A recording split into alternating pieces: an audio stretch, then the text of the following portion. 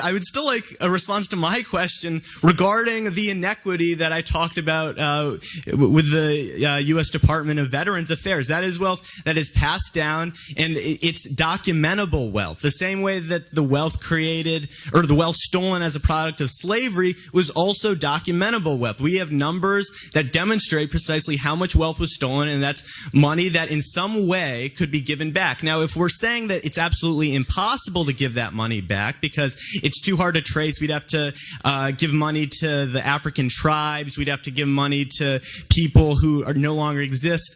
That's absolutely fine, but we have to understand that we haven't really come to terms with that injustice that's been perpetrated, and if we are admitting that no one is perfectly entitled to absolutely everything that their ancestors had stolen from them, then we also have to accept that there are people today who benefit from the fact that their parents and grandparents profited from this immoral system. And the way to deal with that is with a social safety net that enables everyone to thrive.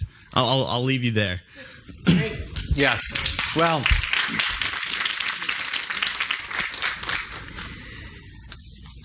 the core of the American system, this will actually answers your question directly, is that what do we do about the conquest ethic of the past? And here there are two options. There are two options. One option is we establish equal rights under the law. That was the solution of the civil rights movement, that we have had race-based discrimination, we've had racial hierarchy. Let's stop. Let's treat people according to the color of this, according to the content of their character. Equal rights under the law. Equal rights under the law. The other option, which you're defending, is you could essentially call it, let's correct for history. Let's correct for history. Let's try to find out who are the people in possession of stolen goods, and let's return it. Now, the first thing I'm trying to say is, this is a hugely controversial principle because it actually involves wrecking the freedom of a free society. You basically have to put it frankly, if we were to carry that out, go into people's homes and take their stuff. Take their furniture, take their cars.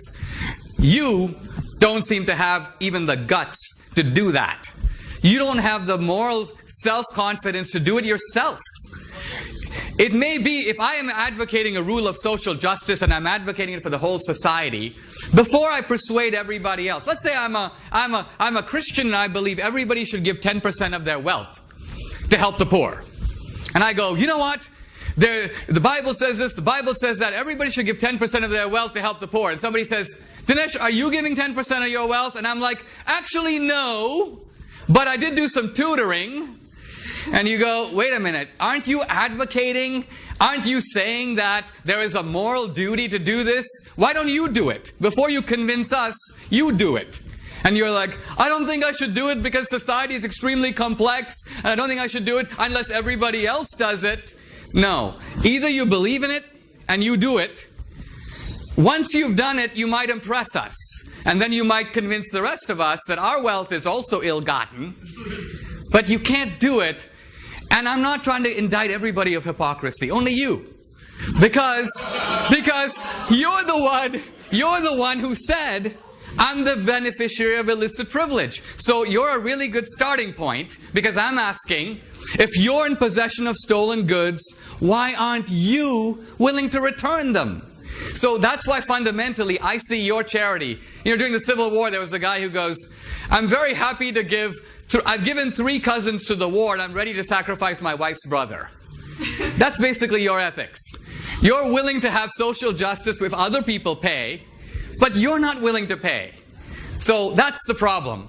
And that's the problem with the progressivism that marches behind social justice while protecting its own privileges.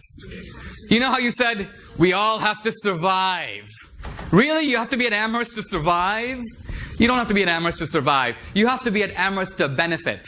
You have to be at Amherst because you're getting opportunities at this college that many other people are not getting. So if you say you believe in equal opportunity, you're a hypocrite. Because you are taking advantage of opportunities unavailable to others. But for you, this hypocrisy is fully justified because you are militating on behalf of the poor. But if you are against privilege, this college is privilege. So there's a glaring hypocrisy, and you will never turn your moral mirror on yourself to say, what am I doing about it?